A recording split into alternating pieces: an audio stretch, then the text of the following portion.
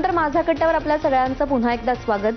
एका फोन कॉलवर अवेलेबल असलेला आमचा हक्काचा माणूस अशी ओमराजे निंबाळकर यांची त्यांच्या मतदारसंघातल्या लोकांमध्ये ओळख आहे.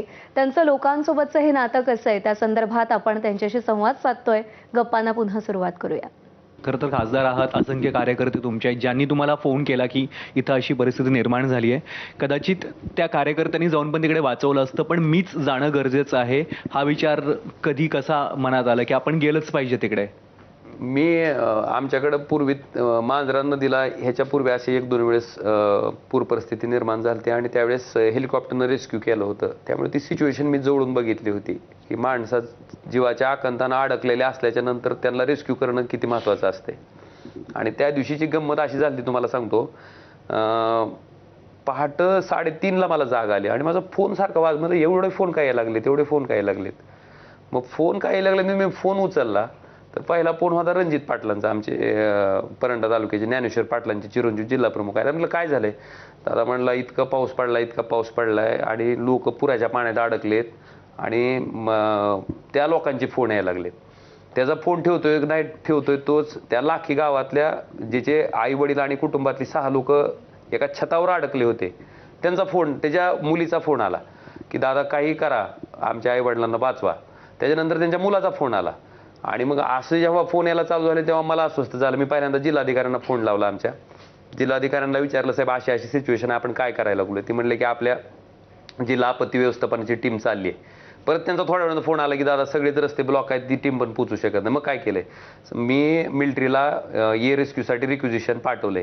मग मी त्यांचा नंबर मी त्यांना म्हटलं, मग त्यांनी काय सांगितलं, म्हणले दिवस उगवले आम्ही वेदरच्या कंडिशन चेक करू आणि मी फ्लाय करू. मग मी तिथले जे कर्नल होते, त्यांचं नाव आहे बघा 201 आर्मी एव्हिएशन स्क्वॉड्रन आहे त्यांचं, कर्नल अक्षय कुमार. तर त्यांचा नंबर मी जिल्हाधिकाऱ्याकडनं घेतला. मी त्यांना फोन केला, म्हटलं सर आपण कधी फ्लाय करताय, ही तर अशी क्रिटिकल सिच्युएशन आहे. ते म्हणले हमको जब तक वेदर नहीं परमिट करता तब तक हम फ्लाय नहीं कर सकते क्योंकि वेदर बहुत ही खराब है, असं त्यांनी मला सांगितलं. मग मी पहिला फोन केला, माझा परत दुसऱ्यांदा फोन, माझे 2-3 फोन झाल्याच्या नंतर ते म्हणले सर हम बहुत ट्राय कर रहे हैं, जैसे ही वेदर ठीक होता है हम बिल्कुल फ्लाय करेंगे, आप चिंता मत कीजिए. मी शेवटी माझ्या मनातलं वाक्य म्हणलं, सर आर्मी रिस्क घेणार नाही तर मग घेणार कोण रिस्क? आर्मी अशा क्रिटिकल आणि खरंच इथं वर्स्ट कंडिशन आहे. असं नाही की सगळं व्यवस्थित आहे आणि आम्ही तुम्हाला फक्त विनंती करतोय, असं नाही. तुम्ही आलात तर ती वाचू शकतात म्हणलं.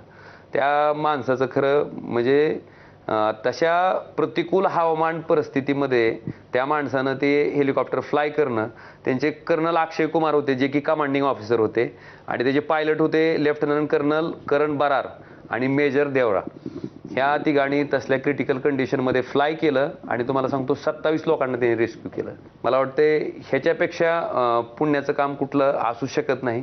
त्याच्यामुळं मी कायमस्वरूपी म्हणतोय की त्या मिलिटरीतल्या लोकांनी, आता ही सुद्धा जी लोक रेस्क्यू करायला गेलेली मिलिटरीची टीम होती त्यांचा सुद्धा जीव धोक्यातच होता. एनडीआरएफची टीम आहे ती, त्यांचा जीव सुद्धा धोक्यातच होता. पण दुसऱ्याच्या कुटुंबासाठी आपला जीव धोक्यात घालणारी ही माणसं आहेत. मग अशा परिस्थितीमध्ये आम्ही बघायची भूमिका घेणं मला तर पटत नव्हतं. आणि तुमच्या माहितीसाठी की मला संसदेत जाताना गेटवर सुद्धा त्यांना वाटत नाही हे खासदार आहे म्हणून. ती मला 2-2दा ID कार्ड विचारते माझं. ती एखाद्या वेळेस माझ्या बाजूला माझा कार्यकर्ता पांढरे कपडे घालून घेतलेला असेल तर त्याचा मागत नाही, पण मला मागते. त्याला सांगावं लागते बाबा. मला खरं तो प्रश्न विचारायचाच होता की एकतर या एवढ्या मोठ्या सिच्युएशन मध्ये